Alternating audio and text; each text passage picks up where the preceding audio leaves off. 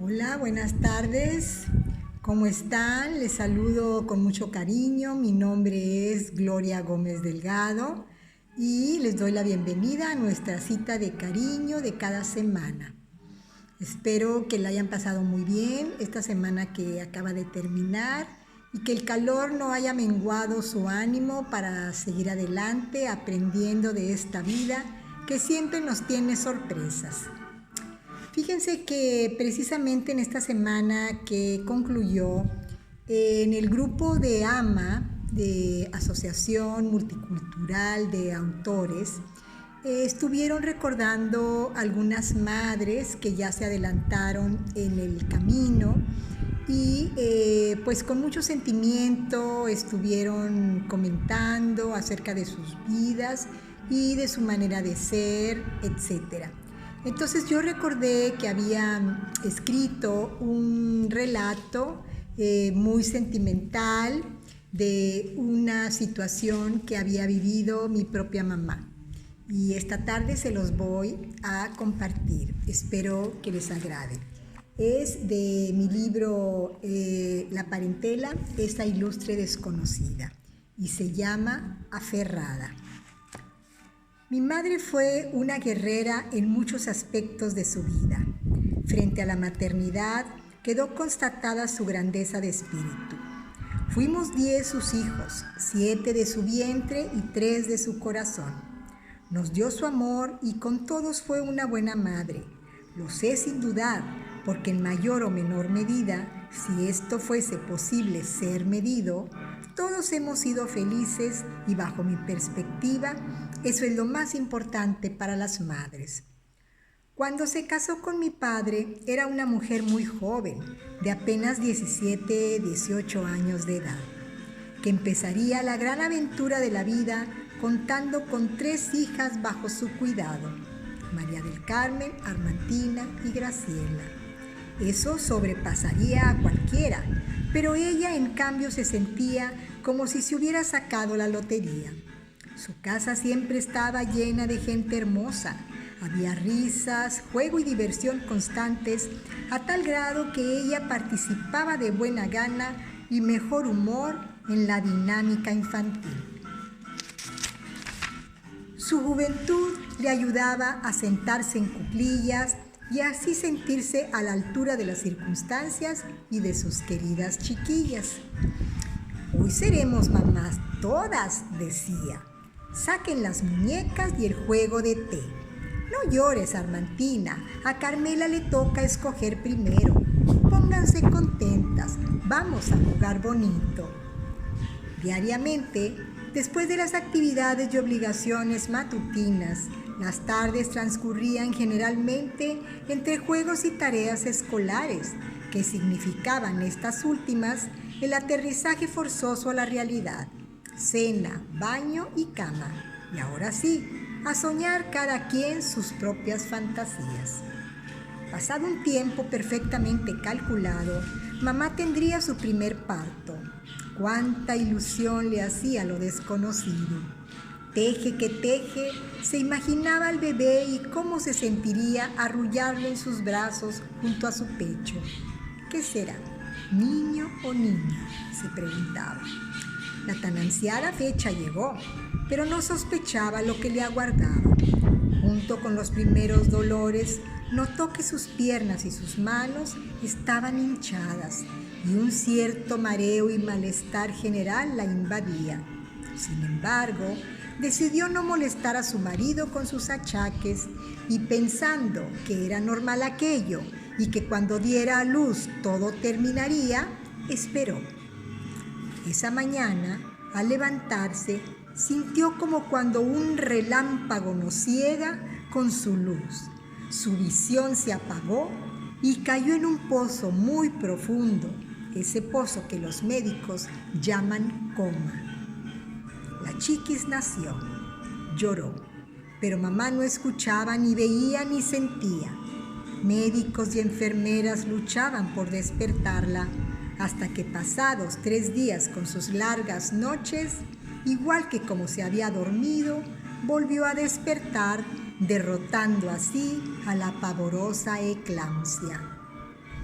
Ante tal situación, el médico afirmó categóricamente que la señora no volvería a embarazarse, a lo que respondió mi guerrera favorita: este viejo está loco, ¿él qué sabe? La vida transcurrió con normalidad. La nueva integrante de la familia cada día estaba más hermosa y las hermanitas gozaban verla crecer. Pasaron 4 años y a menudo mis papás brindaban por el fallido pronóstico del galeno y se alegraban de su equivocación. Una nueva vida aleteaba en el interior de mi mamá y en unos cuantos meses tendría su segundo parto. Les venía una excelente racha familiar, pues después de 4 niñas, por fin un Robertito haría las delicias del grupo. Sabrían lo que es ver crecer ahora a un niño, compartir sus juegos y los puntos de vista de alguien como papá, pero en chiquito. Él sería tan querido por mamá que hasta sus últimos días le llamó My Baby. En esta época feliz, mamá y papá aumentaron varias tallas, lo que los hacía ver a mi mamá Ernestina como una señora madre de familia sana, satisfecha y contenta, y a mi papá Roberto todo un señor dueño de las riendas de su vida y de las de su familia. Desgraciadamente, el destino volvería a darle un revés a mi mamá, esta vez de mayor intensidad. Sería puesta a prueba su entereza y su grandeza de espíritu, pues sin sospecharlo siquiera, ¿cómo podría prepararse? Hacia el tercer trimestre de su tercer embarazo, mamá recibió la terrible noticia de que su madre había sufrido un accidente fatal. Trayendo en sus brazos a Eloísa, su nieta la mayor, bajaba la escalera del segundo piso. Al dar un paso titubeó, perdió pisada y se vinieron abajo las dos. En la desesperación de mi abuela Epifanía de proteger la integridad de la niña, al caer descargó todo el peso acumulado de ambas sobre ella, logrando que mi primita no tuviera ni un raspón, pero fracturando totalmente su cadera. Mi heroica abuela, cuando ocupó su cama de enferma, declaró: de esta cama ya no me levantaré. Tristemente así fue. Poco tiempo después su fatal pronóstico se haría realidad. Fue como una muerte anunciada. Cuando todo esto sucedió, mis tíos decidieron ocultarle todo a mi madre, bajo el argumento de evitarle un problema grave debido a su estado gestante. ¡Qué gran error! Al dolor inmenso de perder a su madre se le sumaba una rabia impotente. ¿Con qué derecho me dejaron en esta ignorancia? ¿Por qué no me permitieron despedirme de ella? ¿Por qué?, gritaba entre sollozos. A pesar de su avanzado estado, se vistió de luto riguroso y lloró lágrimas amargas de enorme desconsuelo. El médico preocupado recomendaba un cambio de actitud urgente y desechar el negro atavío. Pero ella, sin escuchar razones más allá de su dolor, hacía caso omiso y se refugiaba en los oscuros trapos que le confortaban el alma. Los días pasaron y llegó el alumbramiento de Rosita, una niña descrita como grande y bonita, de cabello dorado, que presentaba una peculiaridad difícil de entender. La mitad izquierda de su cuerpecito era de color morado. Su pequeño corazón latía con fuerza tratando de limpiar la sangre que, estancada entre la piel, pugnaba por encontrar un cauce. En ese frío invierno de 1938, mi madre abrazaba a la bebita y trataba de infundirle calor. Con ternura la acariciaba y con besos le quería infundir la vida, esa que a cada momento parecía escapársele. Pero Rosita perdió la batalla y desgraciadamente murió al tercer día. Dios mío, Su corazón de madre recibía el dolor más intenso que se puede experimentar en la vida. El llanto que como lava ardiente quemaba su rostro no le ayudaba a desahogarse, y cuando el golpe de leche torturaba sus pechos, se atizaba su desolación al verterse el precioso líquido inútilmente. ¿Qué será de mí?, pensaba. ¿Qué mal he cometido que la vida me castiga de esta manera? Cada día, como quien cumple una condena, se levantaba a atender a la familia. Las risas infantiles la distraían un poco de sus pensamientos y ocultaba su tristeza para no desentonar. Pero cuando llegaba la noche, en su soledad la angustia la invadía. Los ruidos de la calle los sentía a su alrededor más próximo, y su palpitar se incrementaba con la sensación de pánico que la ahogaba. Cuando pasaban automóviles por la calle y los escuchaba encima de su cabeza, gruesas gotas de sudor perlaban su frente y un escalofrío le erizaba la piel. Creía oír a la niña llorar y en su impotencia hundía su cabeza entre las almohadas para mitigar el sonido del estertor de su propio llanto convulsivo. Se aferró a su esposo para salir poco a poco del marasmo. Pasaron los meses y luego los años, y en la distancia el dolor no se olvida, pero adquiere otra dimensión. La vida continúa y una madre debe salir adelante por sus hijos. A ella le esperaban todavía 4 hijas más: Lupita, Rosy, Emma y yo, que llenaríamos su anhelo, le daríamos alegrías y tristezas. Pero nada comparable a la pesadilla de aquel terrible invierno. Fin. Muy dramático, muy triste y desgarrador episodio de la vida de mis padres.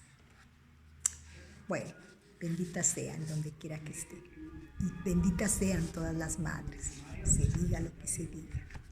Y bueno, para quitarnos un poco este triste sabor, este sabor amargo que deja como pegada la lengua al paladar, quiero comentarles otro relato medio simpático acerca de mis amigos los canes.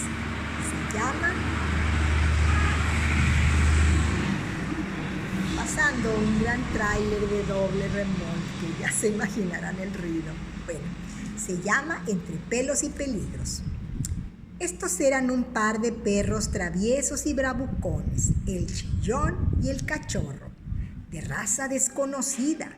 Uno de ellos parecía la mezcla de un collie con un no se supo, y el otro, más definida su filiación, parecía el pariente pobre de un lejano pastor alemán tercermundista. Se la pasaban día tras día plácidamente en la fiaca, desde el alba hasta el crepúsculo. La noche la combinaban entre episodios de duermevela y ronquidos al compás, que se veían interrumpidos de cuando en cuando por sueños que recreaban la persecución al gato misifús o algún triste ratón. A veces sus sueños eran tan lúcidos que despertaban abruptamente por estarse mordiendo con furia su propia cola o alguna de sus patas traseras. Acostumbraban echarse a la mitad de la calle.